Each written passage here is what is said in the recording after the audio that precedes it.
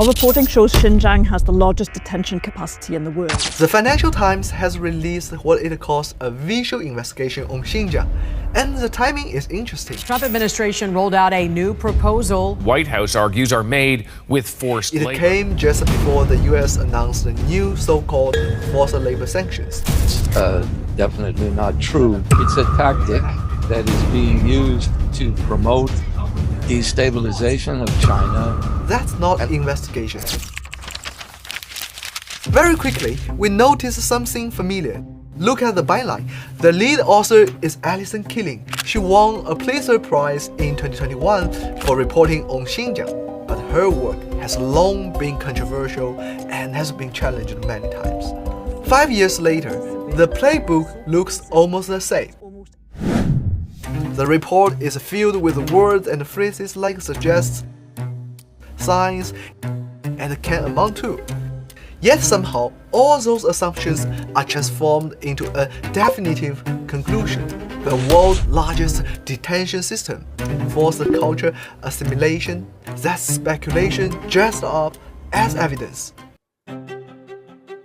So we decide to investigate the investigation itself, starting with the evidence the piece relies on most heavily: satellite imagery. Take this image. The report labels it as a prison and cites it as evidence of Xinjiang's supposed high incarceration rate. But the image itself provides no direct evidence about who is being held there, why they are being held, or whether the facility has any connection to the allegation being made. And that raises an obvious question: what exactly can a satellite image prove? Prison exists in countries around the world.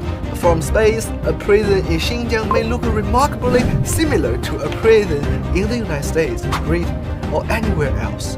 A satellite image can show buildings, walls, and roads. It cannot tell you the ethnicity of the people inside. It cannot prove forced labor. It cannot turn speculation into fact. Is done deliberately. It's not because they don't know better. It's because these institutions have chosen to deliberately misrepresent what's going on in order to give, especially people in the West, inaccurate and false picture of what's really going on in Xinjiang. Using satellite imagery, the report estimated that there are 579 so-called detention compounds with a combined capacity of more than 600,000 people. From there, it jumped to the claim that Xinjiang operates the world's largest detention system.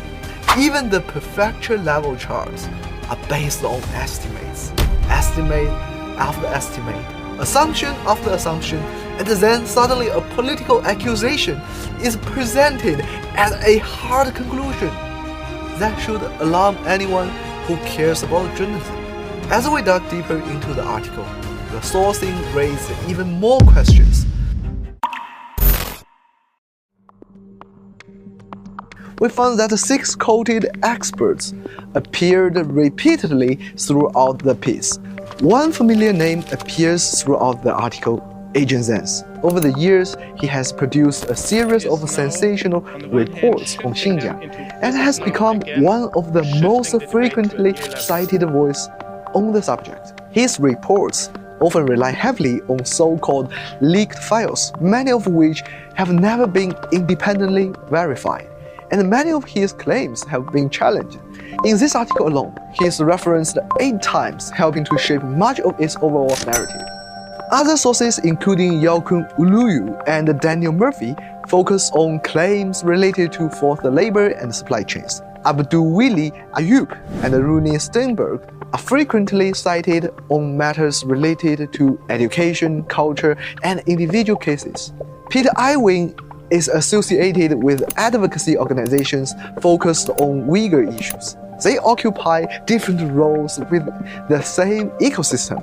It is a relatively small circle of researchers, activists, organizations, and recurring sources that repeatedly cite, reinforce, and amplify one another. It is a circle and a bubble. This is erroneous, first of all. It's definitely not true, but it's a tactic that is being used to promote destabilization of China and the kind of separatist perspective that is run originally as part of Western intelligence networks, that I know the majority of people who hear this over and over again have no way in the West understanding or knowing if this is true or not. So it's a tactic that is still being used. And then there are the anonymous references to unnamed experts and researchers. Who are they? What are their affiliations? What evidence are they providing? The article never tells us. Look at the conclusions: forced labor, massive detention, reshaping culture. We've heard these claims before. In fact, we've been hearing them for years. The narrative remains remarkably consistent. So does the objective, to play the Xinjiang card and contain China. But if you look at the reality on the ground, you will find a very different story. I've been to Xinjiang not once but many times. I also visited some of the villages where cotton is produced, and I also met with the laborers and many other force.